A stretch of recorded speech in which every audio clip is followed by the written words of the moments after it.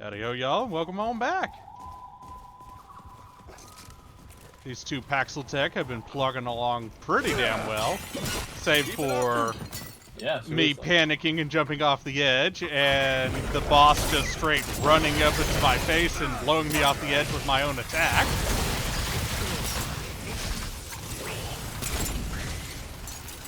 Those things happen. It's okay.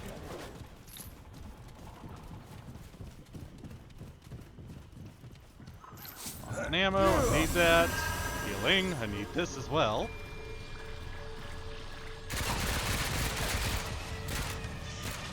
What do we got down here? Dead end.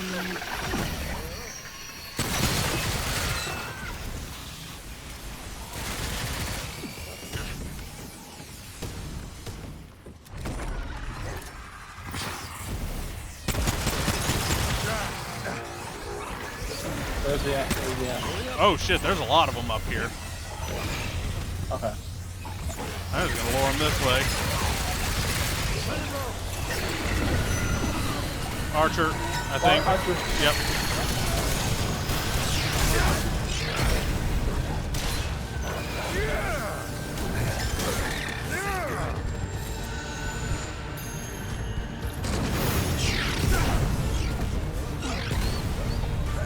Healing area down.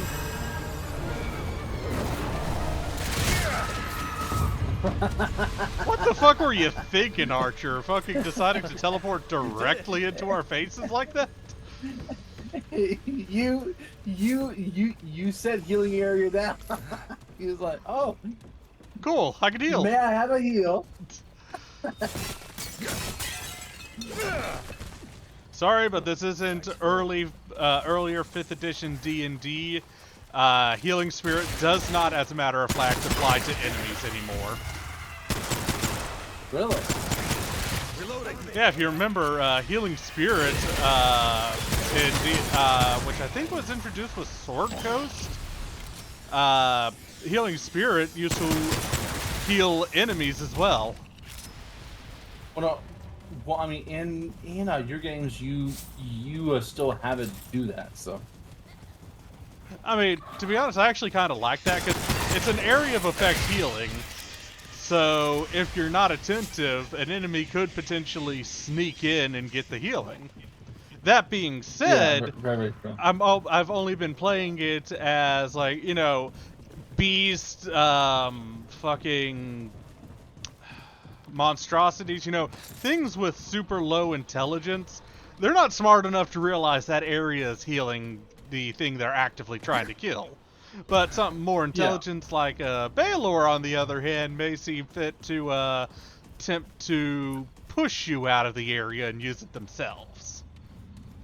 Yeah. You know, add a little strategy to this otherwise actually really good healing spell, because in total, for a level 2 spell slot, you're healing a minimum of 10d6. Yeah. Where'd you get him? Oh, you went all the way around.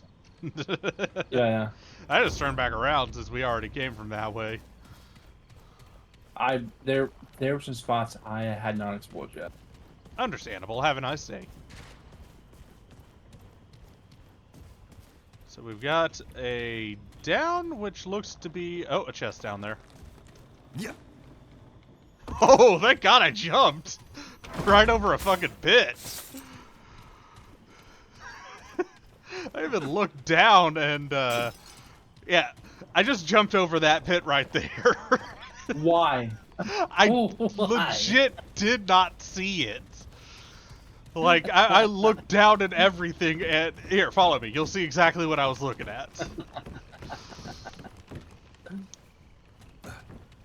So, let's see. I was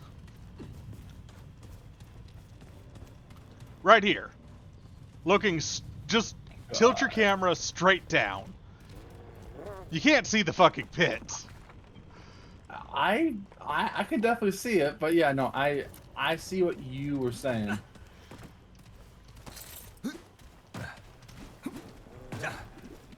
All right. Okay, so, well, there's only one direction we've yet to explore. Yeah. It's over here, right? Nope, over where I am. Yeah. So to Okay. your right. Coming. Now left. Don't miss your jump.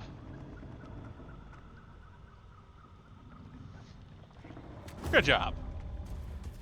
Yay! Okay, so we got a left and a right. A right. Oh. Heads down. I see a I see a trait tome over here. If you want to go through that path, we'll meet up, and I'll grab this. Yep. I'm gonna go ahead and spin that trait tome now. Get me bark skin 1. Might as well.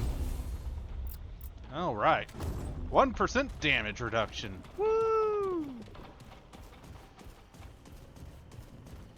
All right, let me get this side on my map real fast, and I'll join you in a second.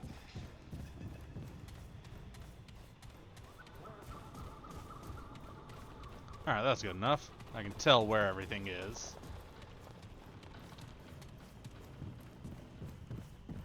I'm a-coming! And I'm a-here.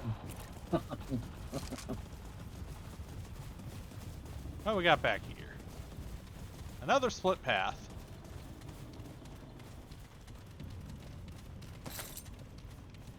Let's see here. Oh. And another split path, but a chest. Oh, there's a green there. Bandage. There's a bandage. So, That's a fog gate. yeah, that's a boss fog gate too. You can tell because it's gray instead of yellow. Oh, you can't jump across it. Yeah, I kind of... I took a look at that and immediately decided probably not going to be able to make that jump, which is exactly why I turned around and didn't even try. Thank you for confirming my hypothesis, though. Now get your ass up. Okay, so let's go ahead and Well, before we head into the boss gate, there's still a little bit we haven't explored over here. Might as well get this mapped out. Yep. And by a little bit, I mean apparently, literally just a tiny bit. Jesus fuck. I mean, we're already... Look at that, we're already back where we were. Okay, boss time. No! Oh, okay. That was really kind of scary. I guess the dog can 100% fall off. It'd be because I just saw my dog die. Your dog didn't die, he's right there. I saw his health go down. Well, that's a ominous, imposing figure across the way. Let's get closer. Root nexus, huh? Does that mean it's stationary? If so, I'm gonna hit it with these.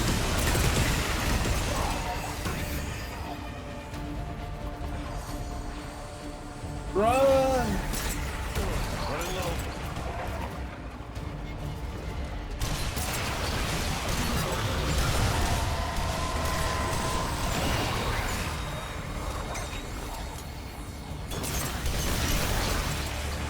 Whoa! Hello, big lag. Okay, stop attacking the big guy for a second. We got a lot of ads we need to deal with. We dealt so much damage to it in such a quick succession, we've got a lot of ads, including big ads.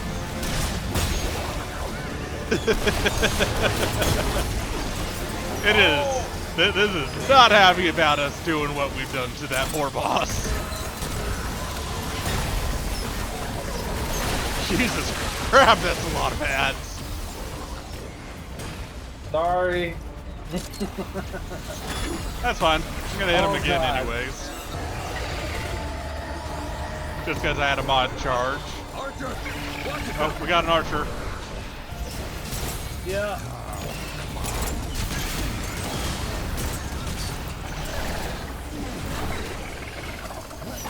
Healing area down. I went down. Dog hit me up. I'm dealing with a bunch of enemies around me.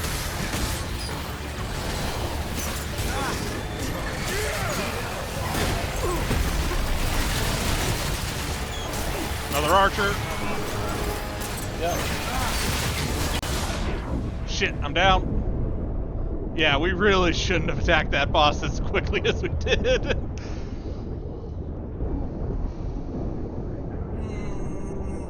Oh,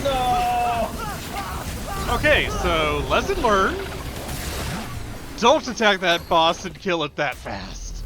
Because holy shit, those fucking ads rocked our shit. Wait. I feel like if we both like 100% commit, we can get it down. We and can, then just but the problem with that idea is the ads don't despawn. And that was at least one big bruiser with an axe and 2 archers by my count, plus a good baker's dozen minimum of those flying bitches. So I have to ask you, Rage. Are we doing this the normal way or the Rage way? I mean, the rage way would be to brute force it with cheese strats, but this is all new to me, so I ain't got no cheese strats. Okay. That being said, don't shoot it just yet. I'm gonna get right up at it to unload the toxic shocks. Yeah. Okay. Here we go.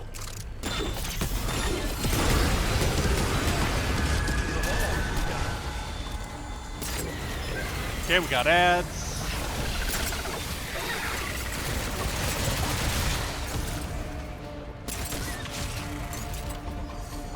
Okay, looks like that's it for the ads for now.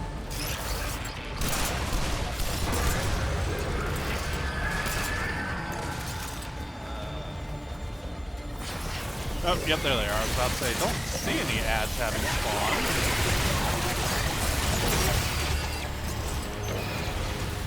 Okay, we had some spawn on the other side as well.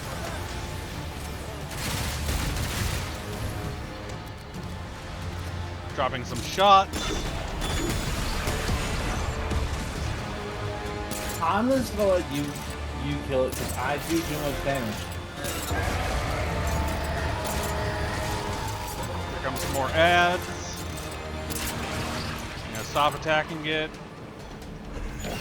Oh, yep, there's an ad.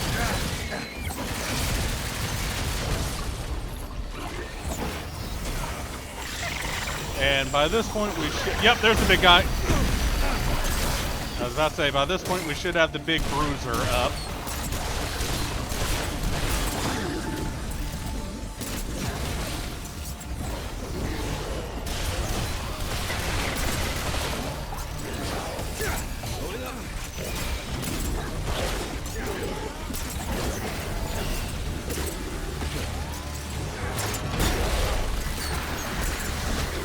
Down.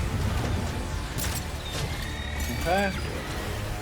And with that, we should be actually generally good to just finish them off. Even with 2 archers, that won't be too terrible to deal with.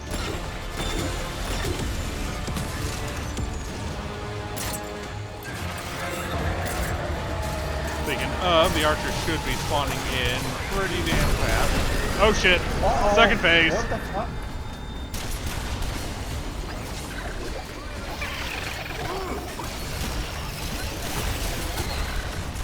One archer down? Oh fuck, I found the defiler. He's over near me. I need to heal and I'm out of ammo. Yep. This guy.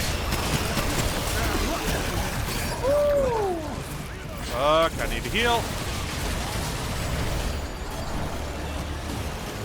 Oh.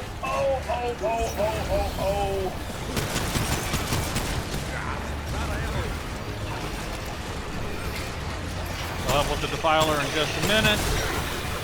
I've got some, oh shit, yeah, we got the archers up. Okay, we should not have finished that boss just yet. The fucking archers. My healing well's almost up. Healing well's up, come to me.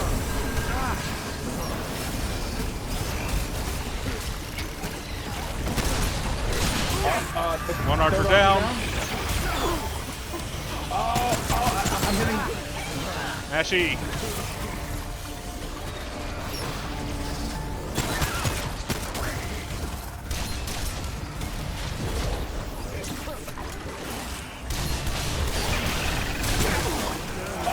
Help.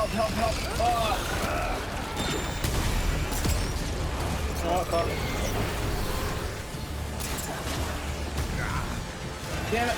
I went down. Dog caught me.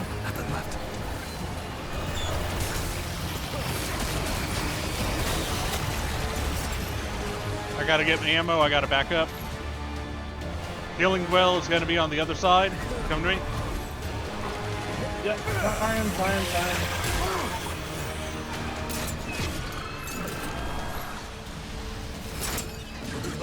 Archer. Archer's dead.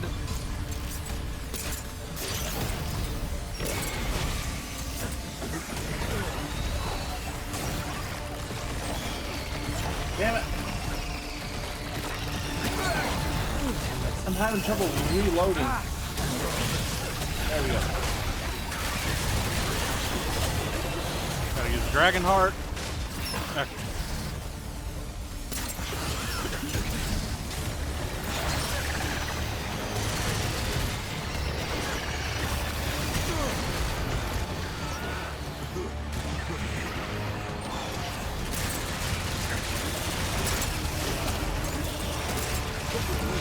Dead! Got it. And that did actually kill all the ads in the area. That being said, I seriously doubt if we just brute forced that first phase to get to the second, we would have been able to do this with all those extra ads. No. Oh shit! My root rod's gone too. Nice. Mine's not. Okay, so let's check out what we just got. So we got another mutator. And it looks like it's a melee weapon mutator. The Reinvigorate. All charged. Reduce stamina cost of all charged melees by 25%. Yeah, it's not bad. Well, it's not good either.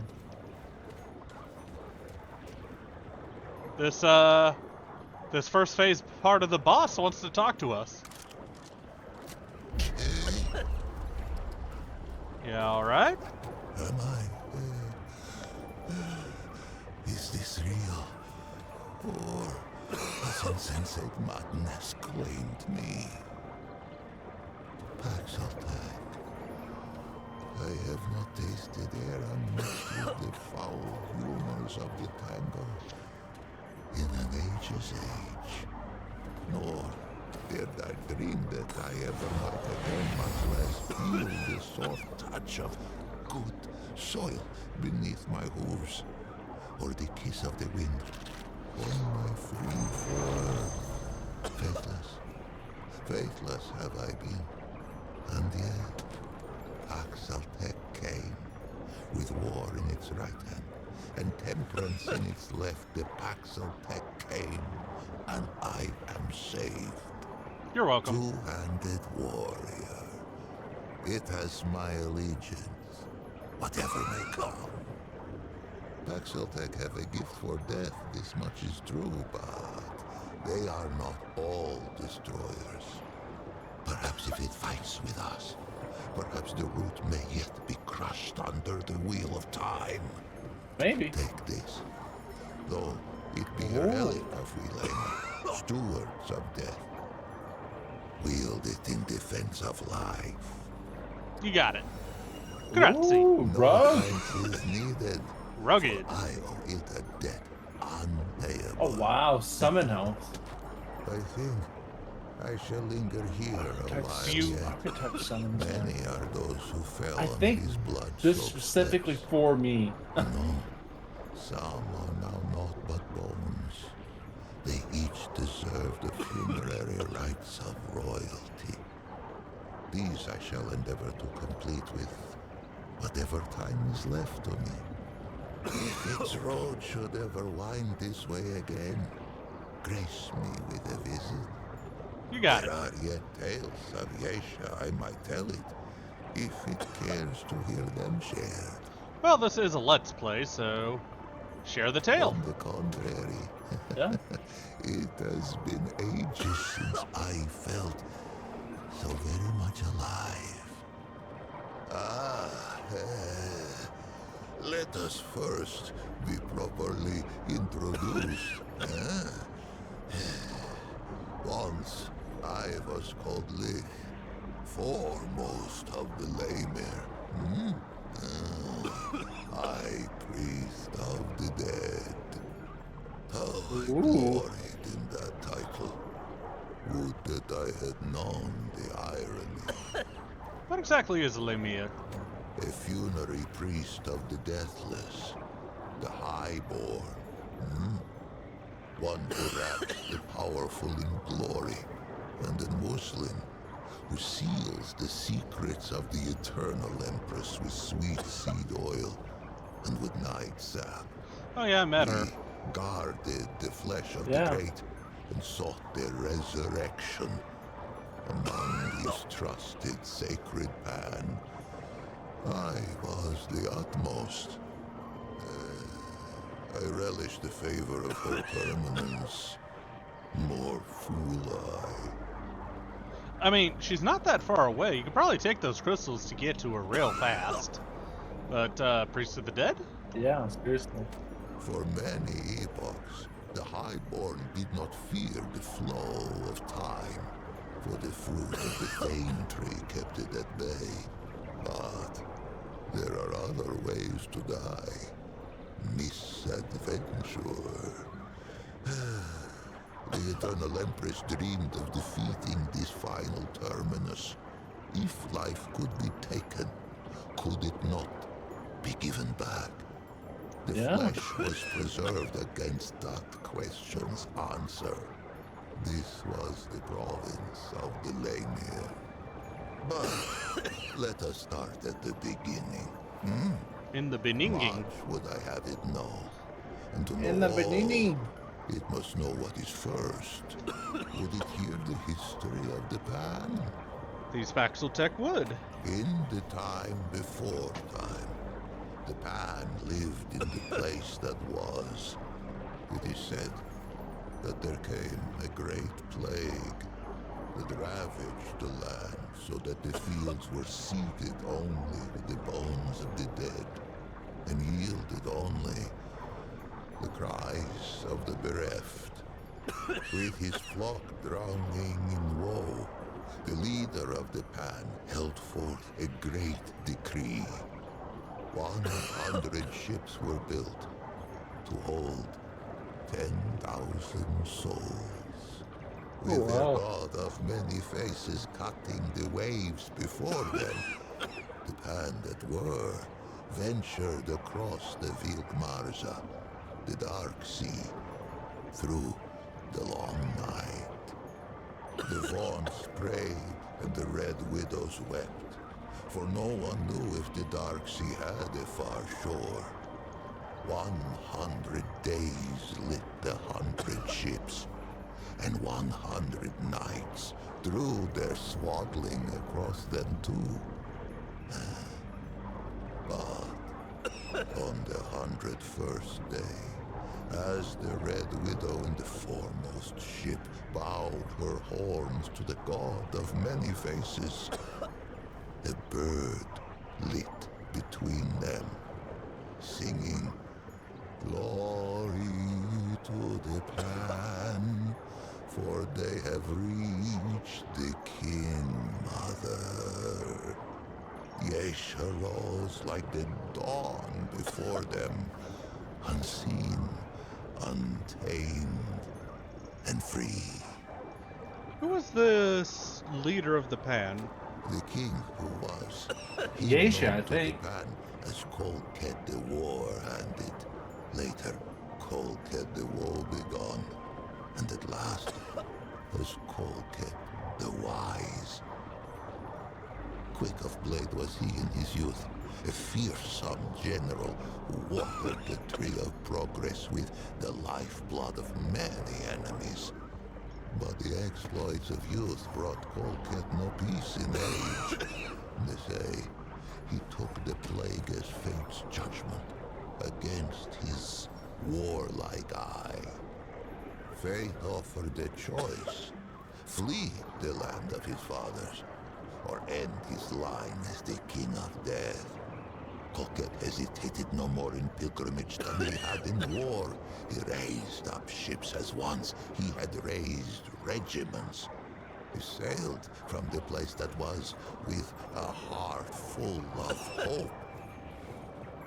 He was never to see Asia's shores.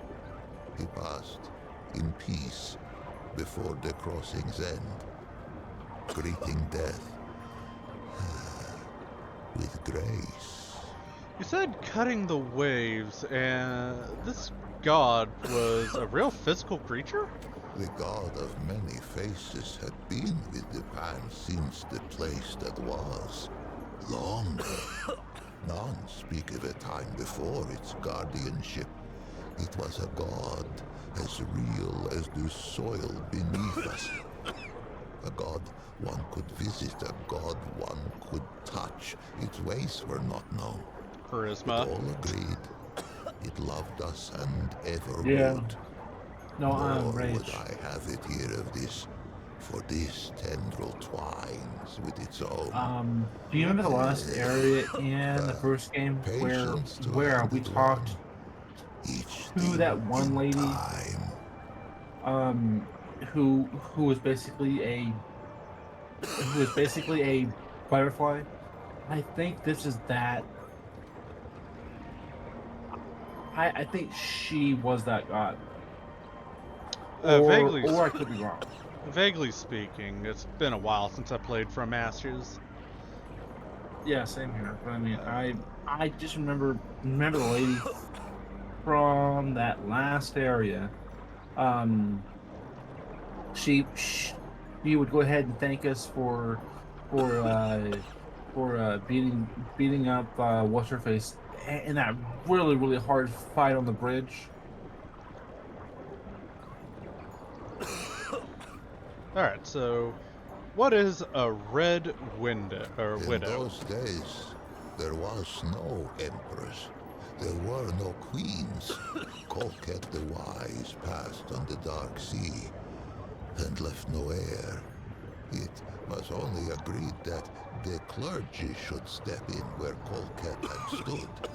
The Vaught's spoke for the many-faced one, and the Red Widows spoke for the sun, stone, sky, and stream.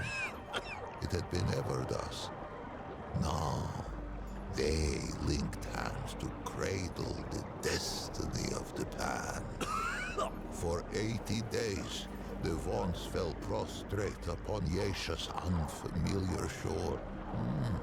They prayed for a sign that our searching was over, and that this forest should be ours. On the 80th day, two forms emerged from the depths of the jungle. First came a doe with coat of red. Where it walked, the soil gave forth flowers and sweet berries, and they took it as a sign of grace. But behind the doe came another, a wolf with fur as lightless as the obsidian waves the pan had so lately crossed. Surely, this great beast was a portent of death. Yet, desperate were these threadbare priests of old, and of these visions to their charges, these Vaught's spoke only one. They spoke of the doe? You know, we do have the doe eye, apparently. So let's ask about And this. why not? Really? The doe fills all who glimpse it with a spirit of hope and a sense of growth. It leaps among the shrub and bramble even now, even with Yesha sundered by the root. There are those who think it more than a spirit, a god in waiting. These call themselves the children of the Red Doe. They hit the wolf. Those who glimpse the doe often glimpse the wolf, for the latter seems compelled to pursue the former. Yet, to hear those early Vaughns tell it would be to hear of many different wolves in pursuit, and only one doe. A simple deception, but a far-reaching one. Modern Pan know the truth.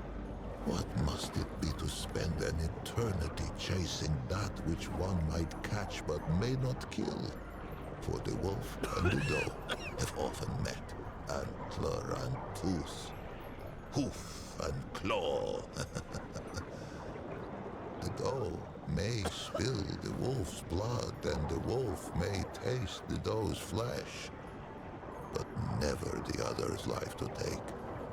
Yesha itself forbid it. They say the chase has driven the wolf quite mad. With the assurance of the Vaughns, the Pan took to Yesha and she to us. And for a time, there was stillness. Pan were born who had never known the land that was, nor the endless sea at their backs. One such was called Genus. She was but 15 springs when she felt the calling of the Red Widows, and not 3 more when she felt the touch of sickness.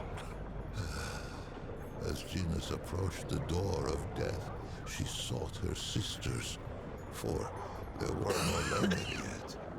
And it was the Red Widows who ushered the Pan into the soil. But Genus's malady was known to the Widow Mother. To her, to the Elder Pan, it seemed the plague had found them again, even on this distant shore. Genus was shunned, cast out into the jungle, and her name was forbidden from Pan lips. None among them could have foreseen what would come next. So before I ask the next question, I do have to state, why do I get the very distinct feeling that we're going to eventually encounter that doe and wolf? Yeah, because that's how these games work. And also just a little side note, Rage, if you don't go ahead and in Umbrella's game, say your age and in Spriggs, I'm gonna be disappointed. Yeah, we'll see. As we continue, what happened to her? Plague-ridden and scorned, the Red Widow Genus had been cast into the jungle to be forgotten. But fate had other plans. After many days in the jungle, Genus emerged. The Pan were humbled, for all signs of plague had been lifted from the young Genus, replaced by a regal gait none could deny. Fascinated, all assembled to hear her tale. And quite a tale it was. Genus spoke of a vision that had come upon her as she lay in the moss, gasping out her last. In her vision, the plagues had returned.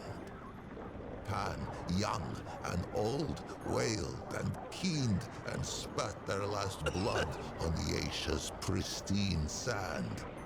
But then, when all seemed lost, a great tree rose out of the jungle, strange and wonderful, and heavy with luminous fruit. This tree, the Thane, she named it, gave all who ate of it a life unending. The Pan embraced it, and their glory stretched on. For 1,000 epochs, Genus rose to power on this. The spire built of words. Genus is gonna turn out to be the eternal empress, isn't she? Probably. By spreading her message of doom and salvation. The Red Widows were easy converts, inclined to believe their sister, and eager to spread her vision to all the Pan. In time, they held more sway than even the Vaughns. It was a great shift. It would not be the last. Among the Red Widows, Genus was quickly elevated to Widow Mother.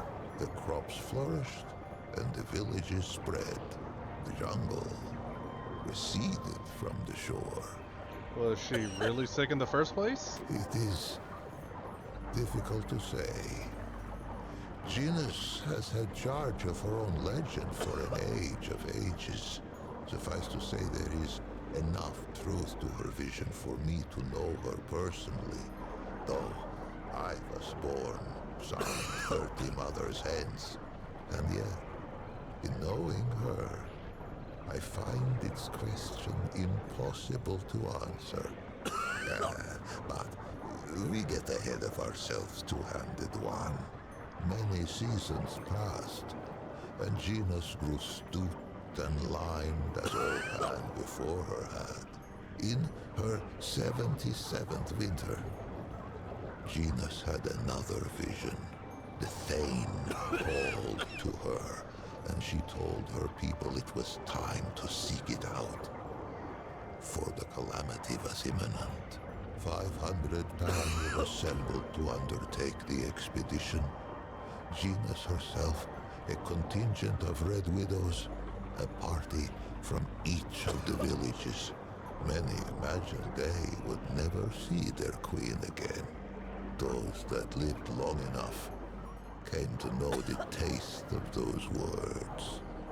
When Genus, now as young and beautiful as the day she first beat death, emerged from the jungle once more, with 49 immortals at her back, she had been reborn a second time. 49, so As an Empress Eternal. Called it. But back to what I was about to ask. 49, so, what happened to the other 451? I think 49 plus 451 adds up to 500. For years, they searched the forest, battling hunger, storms, and beasts red of tooth and claw. 20 winters passed. Many succumbed to death or to doubt by the 21st spring. Only 5 Red Widows and 44 common Pan stood at Genus's side. It was they whom she led into the clearing. It was they who beheld the Thane. It was they who tasted the fruit and felt time's weight fall from their shoulders.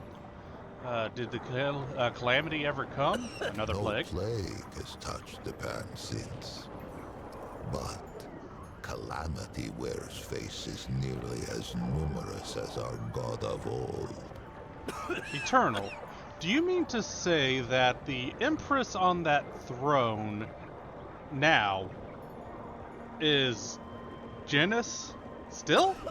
Unless I am much mistaken, the Empress lives yet, for no funerary smoke has filled the sky above her ziggurat. If the Pan vanish from Yesha's soil, I imagine she will be the last to depart. With death thus leashed, the eternal Genus and her immortals brought forth an empire heretofore unknown.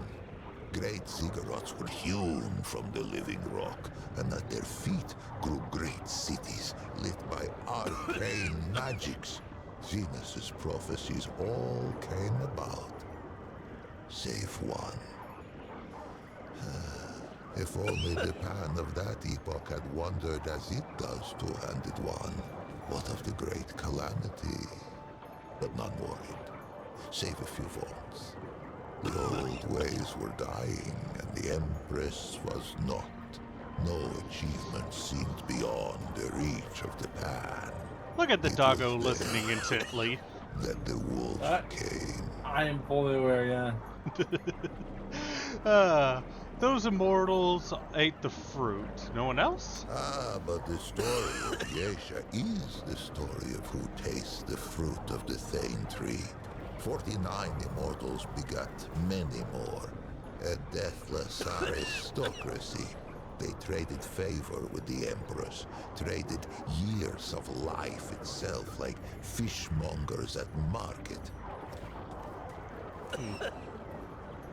I knew we hadn't seen the last of the wolf. They called it the Ravager, the very obsidian beast the Vaunts of old had glimpsed and hidden.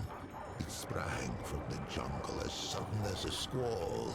It made no more than mutton of the bravest warrior. Fear fell like night across the Empire. Death roamed Yesha. Doing a good job, pups. Ravenous death none could tame. Yeah, he is. There were those who would have seen the beast slain, but the Ravager was never much glimpsed that the Red Doe should not follow, and vice versa. The green things of the jungle sprang from the Red Doe's feet.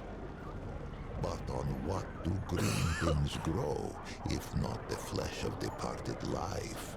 Who knew what would become of the doe if the Ravager were felled? Who knew what would become of the jungle? Who knew what would become of the Thane tree?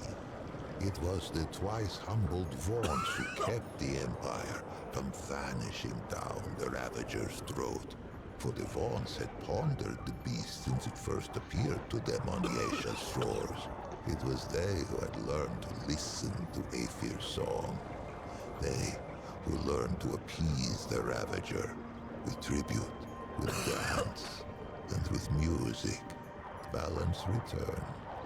And the wheel Aethir's of time rolled on.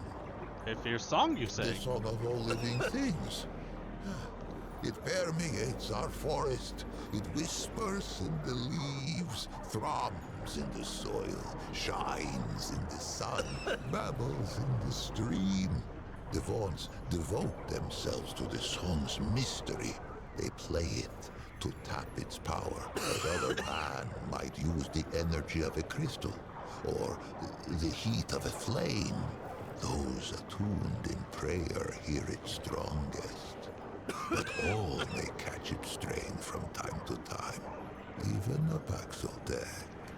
I love how this entire time my character's just been standing there menacingly with a weapon. Who is to say? For that was hardly the last calamity to befall the Pan at Yesha. With the Ravager appeased, the Empress dreamed of rule eternal. She should likely have had her wish. But for one thing, the Thane tree, that of the fruit of immortality, began to die.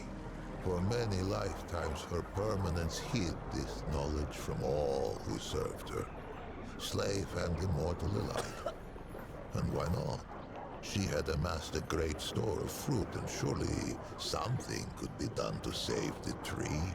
Why crack the very bedrock of her society? But the tree's decline could not be arrested. Fruit was rationed. Noble lineages withered. We lay there, once prepared for the final death of death. Only those immortals who had fallen in battle or by misadventure. Now, we found ourselves winding wizened nobles in sap and muslin by the hundreds. Perhaps what came next was inevitable. So what did come next? Rebellion, insurrection, Revolt. This was the fire that was to sweep through Yesha's jungle. Sounds about For right. a life of lifetimes, the Yeah. Eternal Empress had hidden the decline of the Thane tree, but like the Vaughns of old, had underestimated the power of one young, plague-addled Red Widow. Janus herself failed to foresee the power of one called Navun. Navun was one of her Eternity's own guards. How she learned of the rot at the roots of the Thane tree, I cannot say. I know only that she had no taste for the Empress's deceptions. Navun fled the ziggurat and spread the news far and wide. Her words found home in the ears of the gull. Yesha's slave caste. No slaves could hope to challenge the power of an immortal aristocracy. But what about a nobility in disarray? One where the great and powerful would soon fight for scraps of fruit like bare-ribbed dogs. They rose, first singly, then in a tidal wave. The Empress found herself at war. Perhaps she might have won, if not for the Destroyer. That brings up a bunch of questions. Go on to start with. Navun was a guard. Ever was Gina served by the Red Widows. She was still Widow Mother. Is still, if such a thing has any meaning now. Some among the Widow's ranks forswore tenderness and became instead her permanence's highest guard. Genius herself had been the lowest widow in her order, and she had turned Pan society inside out. How fitting, then, that the last and least of her own widow guard should become her greatest adversary. So who was this destroyer? It bridled when I called it God Murderer. Surprised I am that it should know so little of the deep track its kind had trekked across our soil. Let us walk those prints now, that it should be enlightened. It has heard of Yeshan civil war, of slave with blade of hoe to neck of noble, and noble with point of sword to belly of slave. Into that tempest walked one of its kind, Paxulteks. I cannot say why, though perhaps it might someday tell me from whence. Well, whatever its motive. Hither came the Destroyer, even as the Pan turned their ravenous gaze toward the fruit of immortality. Our god of many faces remained satisfied with the scant worship of the Vaughns I and think the commoners. this It was an ever this was the guy who went in there before for. we scarcely thought of. The Alternative destroyer thought, of Paxulteks. I do Oh, vaguely yes, remember its kind. in the first game the pan that weren't instantly aggressive towards us. We're talking about some kind of rebellion. The destroyer could have been our character. Kept the root from Okay. this world, but in death, Interesting. many faces' absence was soon felt. In her world already torn by war, where caste let blood of caste, there came reports of some new woe. Travelers spoke of twisted horrors on the road, but we who relished in the weight of this wall only scoffed. Who knew that the very air could rip, that the world itself could tear and spill like a wineskin under hoof.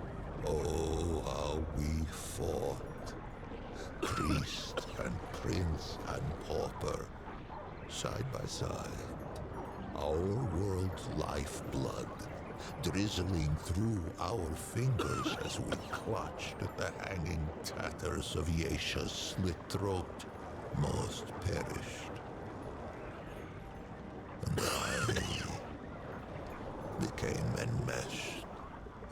our tale told, our race run. And yet, among the pan, there is a saying. Why just ask the Rin? The Rin? I gave the impression perhaps that Yesha was uninhabited at the arrival of the pan, save for the doe, the wolf, the birds, and the beasts. This is not so. The Rin slink Yesha's canopy on leathery wings. Perhaps they once thought to defend their forest. But Lash and Lure put that to rest. Lash in that no Rin could hope to withstand the onslaught of energy we Pan have learned to draw from Yesha's native crystal. The Flying Ones have no talent for crystal craft. Lure in that under normal circumstances, Rin eggs reach maturity only with great difficulty. I know not who first discovered the potential for symbiosis between our species. Only that it is a whimsical god indeed who sends the most precious resource one kind could hope to acquire out the hind end of the other. So, what is the saying? As sure as there is iron in the soil of Yesha, there is irony. It was a pad-footed Paxulteks who slew our guardian and brought the root. Would it be so strange to see a Paxulteks drive them from our shores?